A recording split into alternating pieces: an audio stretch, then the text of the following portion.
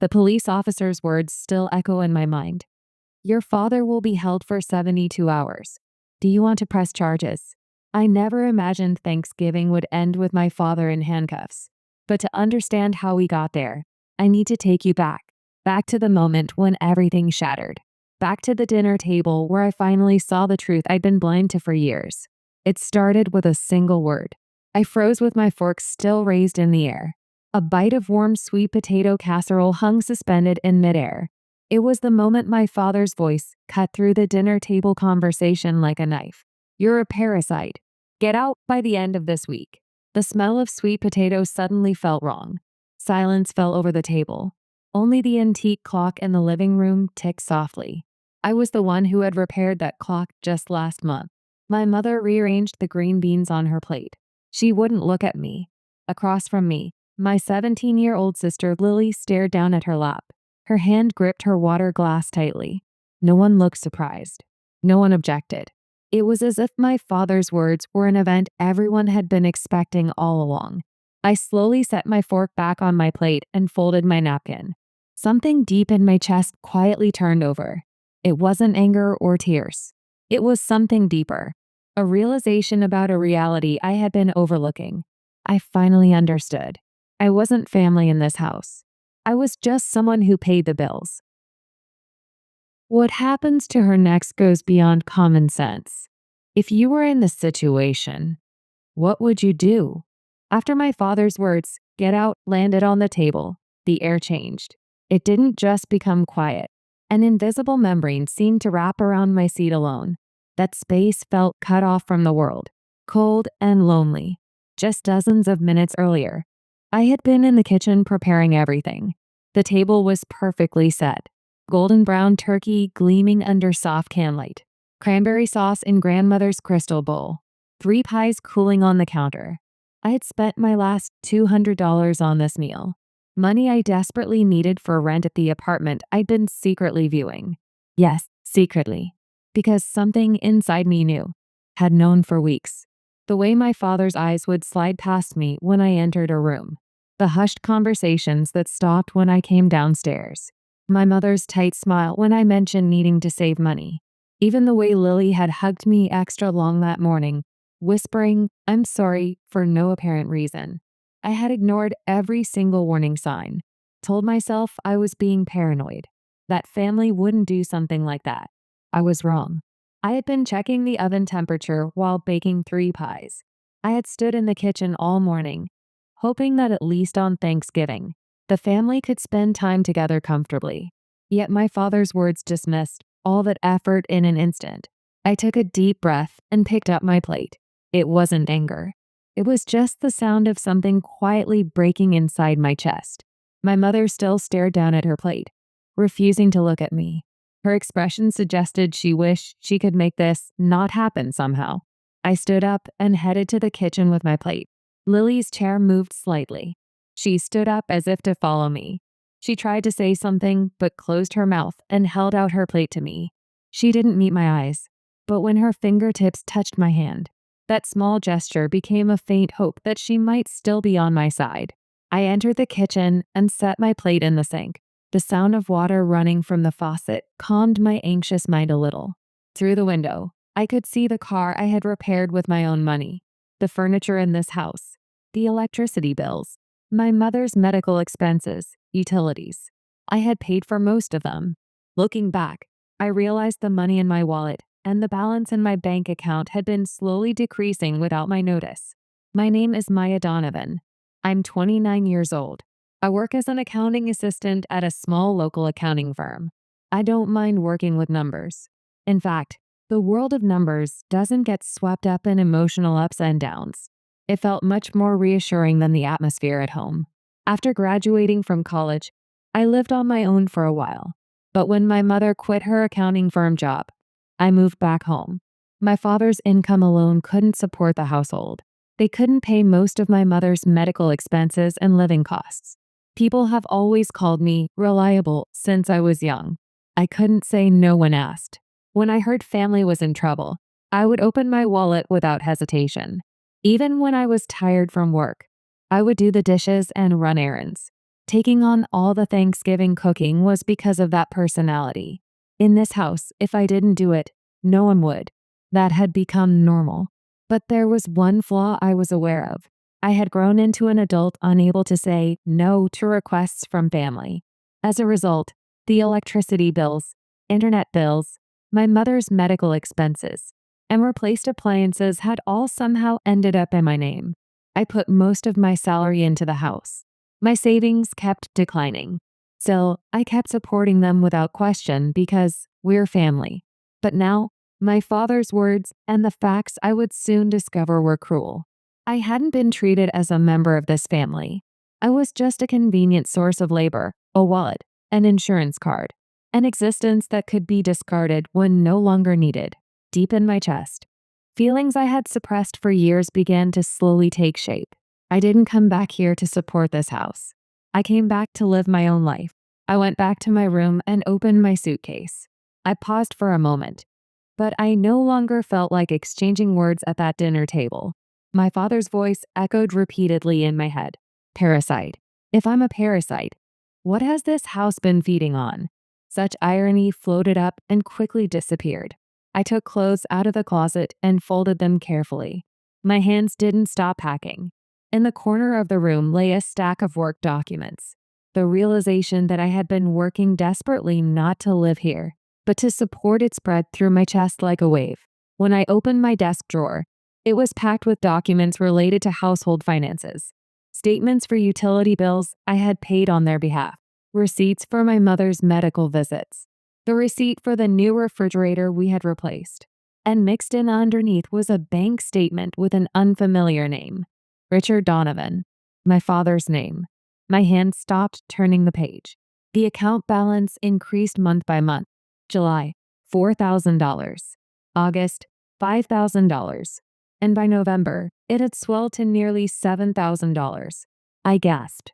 I had paid for the household utilities, medical expenses, and replaced appliances. All of it. My father's income couldn't possibly accumulate such an amount, yet this account alone had been growing steadily. Furthermore, an advertisement slipped out from deep in the stack of papers. A pamphlet from a boat dealership. There was a handwritten memo. Down payment, $5,500. Delivery after Thanksgiving. My vision swayed. While I had been paying for my mother's insurance, paying utility bills, covering food expenses, and supporting them by depleting my savings, my father had been secretly saving money for his hobby. But that wasn't all. Beneath the boat pamphlet lay another document, a real estate listing for a 2-bedroom condo in Florida, with a sticky note in my mother's handwriting. Perfect for our retirement. Rick can fish every day. The move-in date circled in red. December 1st. My hands went numb. They weren't just kicking me out. They were leaving. Starting a new life with money I had given them. Money they told me was for survival. For my mother's medical emergencies. For keeping the family afloat. They had been planning their escape for months. And I had been funding it. Every single dollar. My throat burned and my chest grew cold. I couldn't tell if it was anger or sadness. But one thing was clear. I wasn't needed in this house.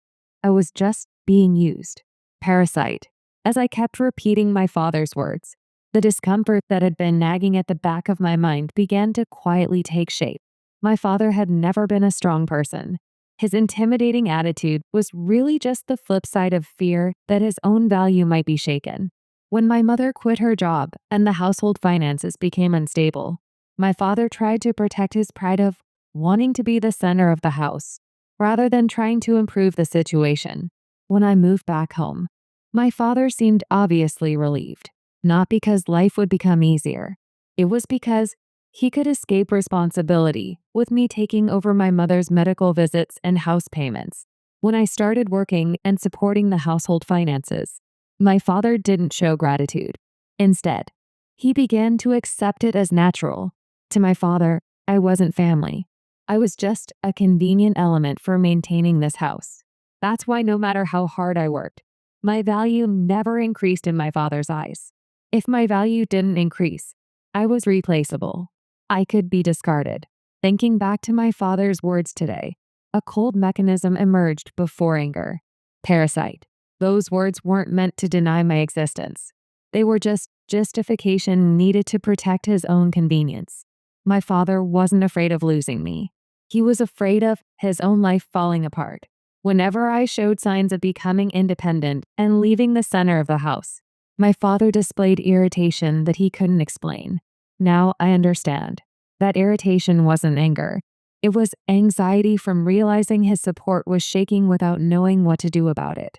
Today's attitude from my father wasn't hatred toward me. It was fear of a future that wouldn't go according to his plans. That fear spread quietly within him, eventually creating such instability that it distorted reality. I sat on the bed and placed the documents on my lap. What came to mind was my father's expression today. My father who got flustered and raised his voice just because I reacted quietly. It was actually their side that feared their plans falling apart. The door to my room opened slightly, and Lily peeked in. "Sister, are you really leaving?" Her trembling voice squeezed my chest. "I was told to get out, so I have to leave." But Lily swallowed her words and clenched her palms tightly. "Mom and Dad have been planning this for a while. The boat thing. And turning your room into storage." Those words pierced more sharply than I had imagined. The outline of betrayal became clearer. I slowly closed my eyes. I wasn't running away. I was leaving to protect myself. In this moment, I finally understood that. I zipped up the suitcase and stood up. There was no going back now, because this was the first step toward reclaiming my life. 1:18 a.m. The digital clock in the bedroom cast a faint red glow in the darkness. I sat on the bed with a folded sweater on top of my suitcase, unable to move. My father's words kept echoing vividly in my eardrums. "Get out." That one phrase had negated everything I had done until now in an instant. What surfaced before anger and sadness was an inexplicable emptiness. I had been the one supporting them, yet there had never been a word of gratitude. Rather, my father's attitude had gradually hardened from the time I started helping with household finances. He acted as if I had taken away his place. I returned my gaze to the suitcase and started moving my hands again. The packing work was simple, but my head was full of tangled thoughts. I stacked clothes, organized documents, and packed skincare items into bags. My hands moved mechanically, but my heart felt left behind and heavy. When I looked through the desk drawer again, the massive household finance documents I had been managing stared back at me. My name was on each one. Records of payments I had made were piled up like mountains. Had I been paying this much? I was surprised myself, but more than that surprise. What coldly gouged at my chest was that mysterious bank statement and the Florida condo listing, an account in Richard Donovan's name, a balance that increased monthly, $4,000, $5,000, $7,000. And a retirement plan funded entirely by my sacrifice. No matter how I looked at it, it couldn't have grown from my father's income alone, especially now when I was supporting most of the household expenses. I took a deep breath and looked at the documents one more time. The truth was undeniable. I closed the box of evidence and looked out the window. Before dawn, in the deep darkness, I stood up. I closed the packed bag, stuffed necessary documents into my bag, and lined up my wallet, keys, phone, and box of evidence. When life changes, maybe it begins quietly like this. I looked out the window. The streetlight's glow reflected off the car's windshield. That alone was something I had obtained with my own power, a definite possession. And I thought slowly, from tomorrow, I will live my life without being stolen by anyone, without being consumed for someone else's convenience, to move forward freely while making choices. On the last Saturday of November, I sat on the sofa bed in Jordan's apartment, vaguely staring at a white stain on the ceiling. Dim light, unclear whether morning or afternoon, faintly illuminated the room's atmosphere.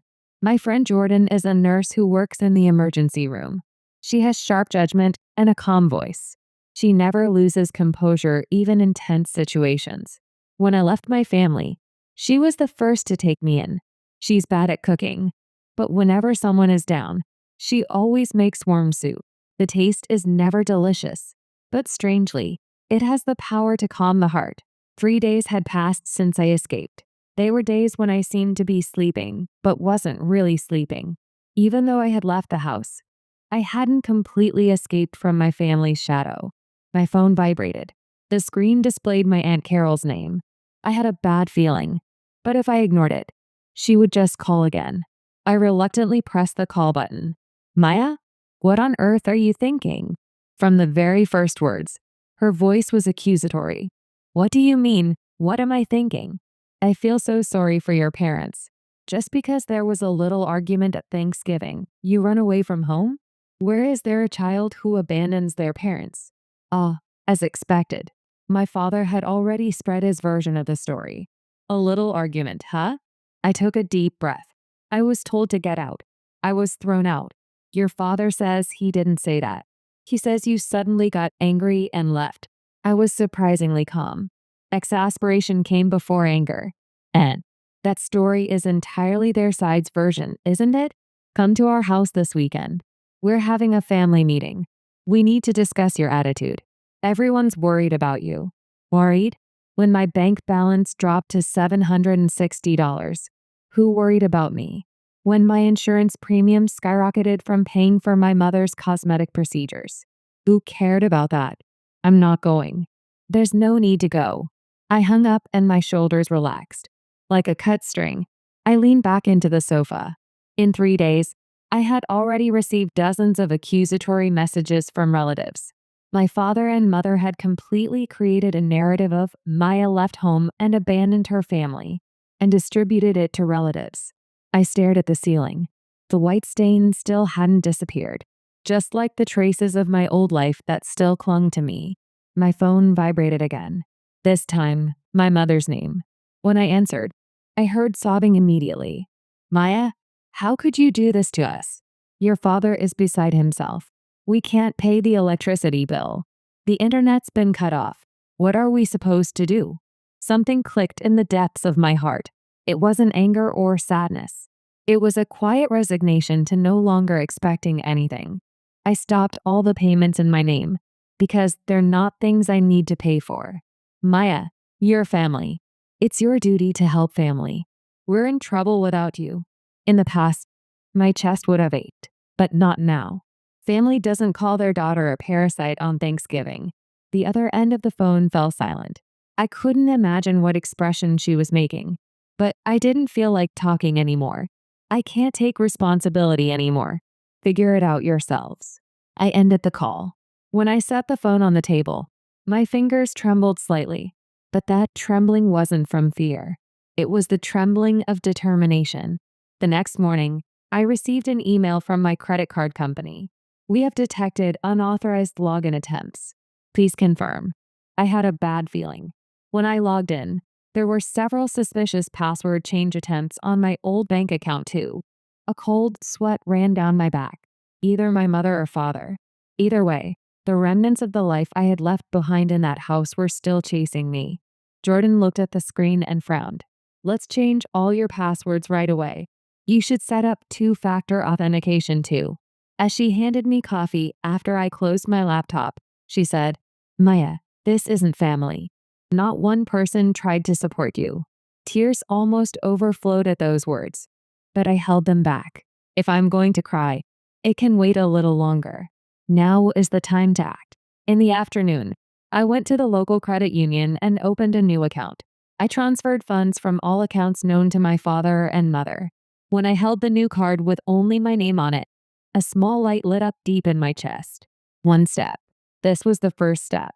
On the way back to the apartment, my phone rang. The display showed Lily's name. When I opened it, a short message had been sent. Mom's looking for Maya's bank information. Be careful. Also, Dad's really angry today. My chest stirred. Not just anger, but the kind of anger that can't be controlled. When that family understood the reality that they could no longer use me. What would they do next? When I imagined it, a quiet fear spread slowly.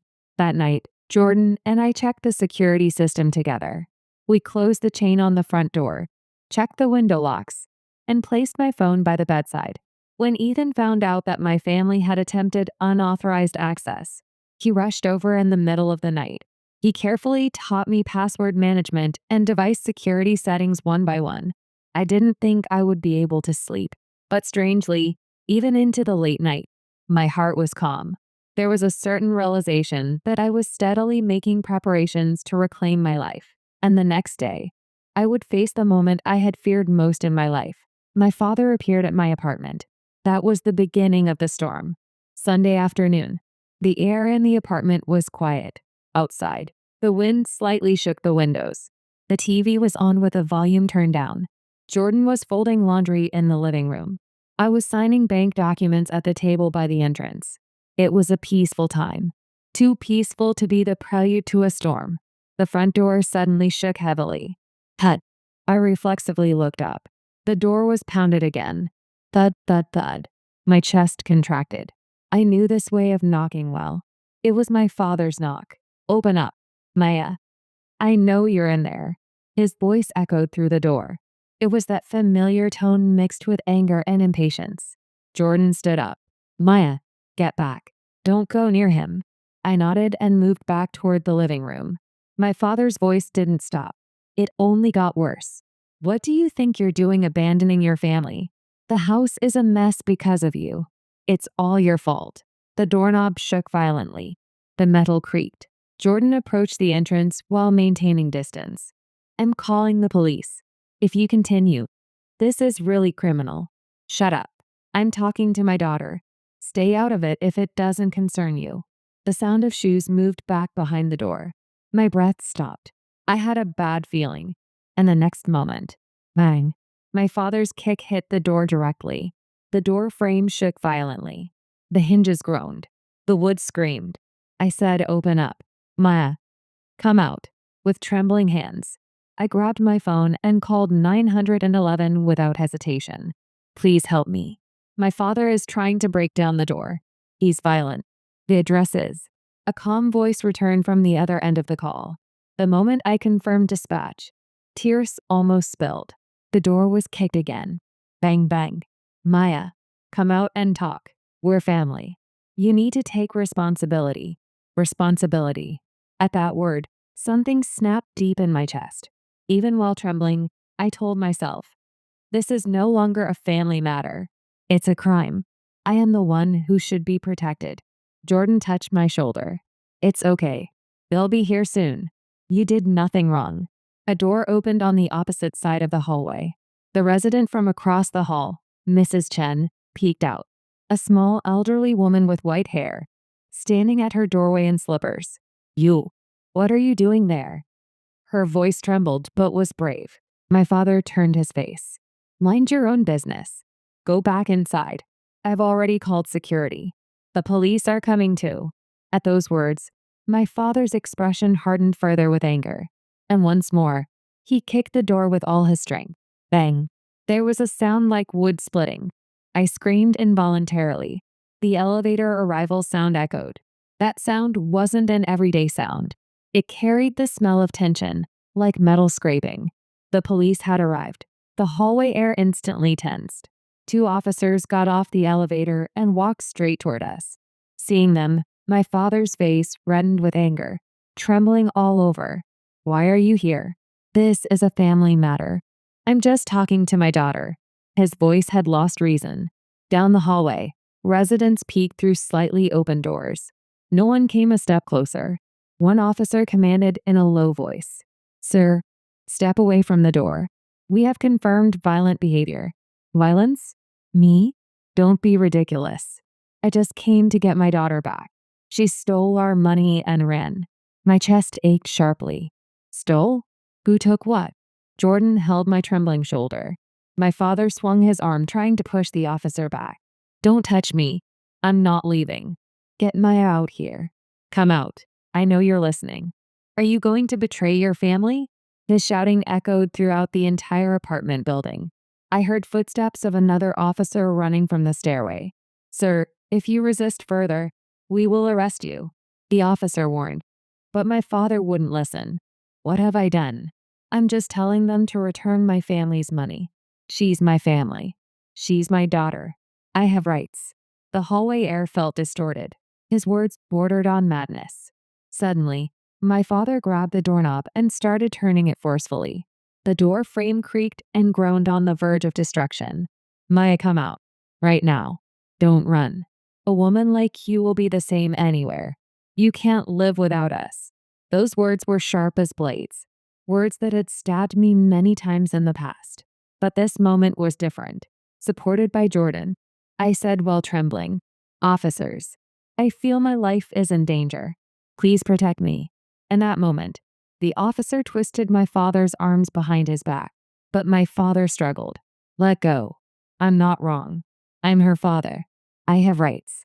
That woman stole our money. She's the one who should be arrested, not me," the officer said coldly. "There are multiple witnesses. Your actions constitute attempted trespassing and property damage." My father struggled more violently, shouting loud enough to echo through the hallway. "You're all wrong. Maya, come out and explain.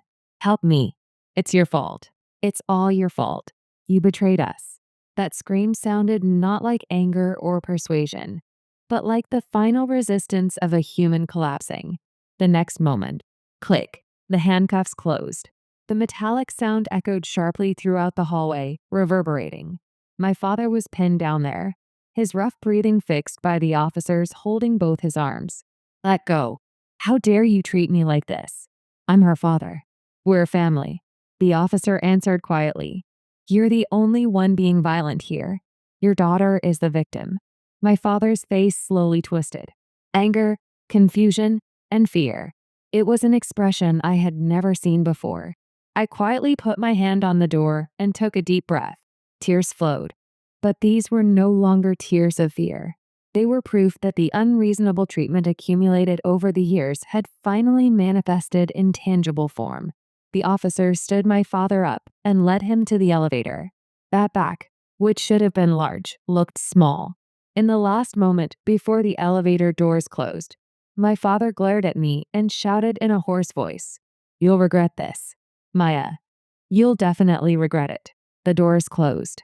The hallway's silence returned. I stood there with the door open, feeling something slowly dissolving deep in my chest. It was over. The chains that had controlled my life had finally broken with a sound. Tears streamed down my cheeks.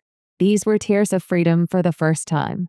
After the elevator doors closed and my father's figure disappeared, only silence remained in the hallway. The air was so clear, it was hard to believe the place had been so turbulent just moments ago. I put my hand on the entrance and breathed deeply.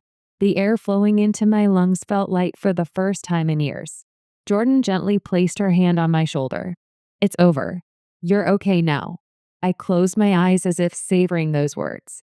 My trembling knees gradually settled. The sensation of the floor beneath my feet clearly returned. From across the hallway, Mrs. Chen timidly peeked out. "Are you all right? That noise earlier was terrible." I smiled faintly and answered, "Yes." The police came. I was saved. "You did nothing wrong.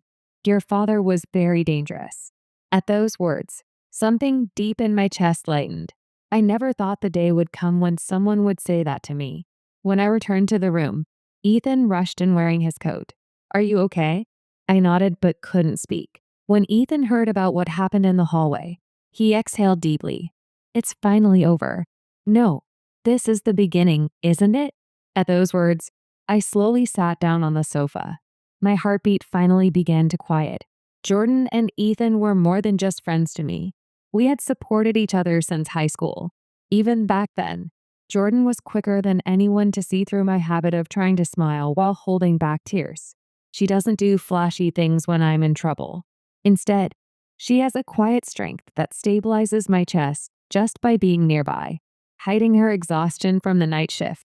The hand that offers soup saying, "You did nothing wrong," represented unconditional kindness that I had never received at home. Ethan's presence was also significant. He seems blunt and cynical at first glance, but at crucial moments, he's surprisingly sincere and extends his hand without hesitation. The night my father appeared at the apartment, they both stayed by my side until morning. Even without blood ties, just having people who want to protect you makes the world look so different. I learned that a bond that can't be explained by the word family alone is this warm and this powerful. I truly realized that for the first time in these past few days. After a while, a message arrived from Lily. Dad got arrested. Mom's crying. But I finally understand. Sister, you weren't wrong. Staring at the screen, I folded my fingers on my lap. Tears almost fell. But they weren't tears of sadness anymore. My love for my family and the pain were all real. But I no longer needed to be bound by them. The next day, I contacted the apartment management company and officially began the move-in process, preparing the security deposit, submitting necessary documents, moving forward step by step for my new life. And when I slowly turned the new front door key, something deep in my chest felt quietly reborn. This small apartment isn't luxurious or perfect. The bedroom is small. The kitchen is old with little storage. But that's okay. My first time living alone reminded me of a way to breathe without anyone's interference.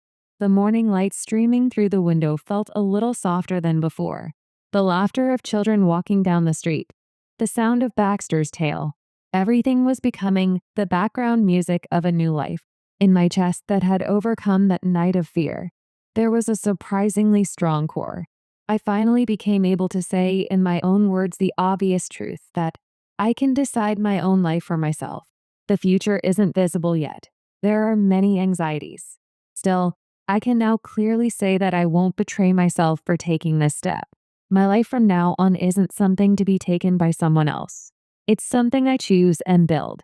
That fact alone illuminated my heart more certainly than any light. I resumed job applications.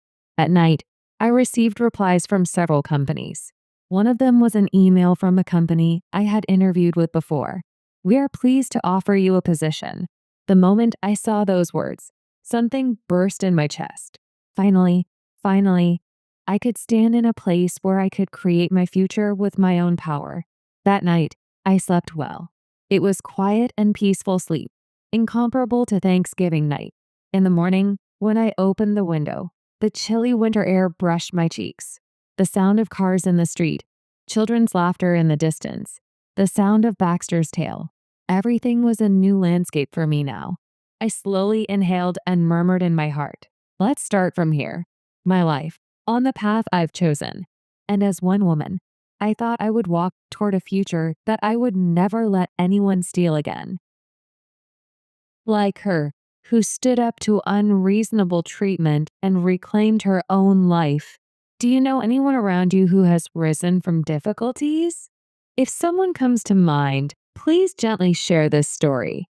It might become a trigger for someone to move forward.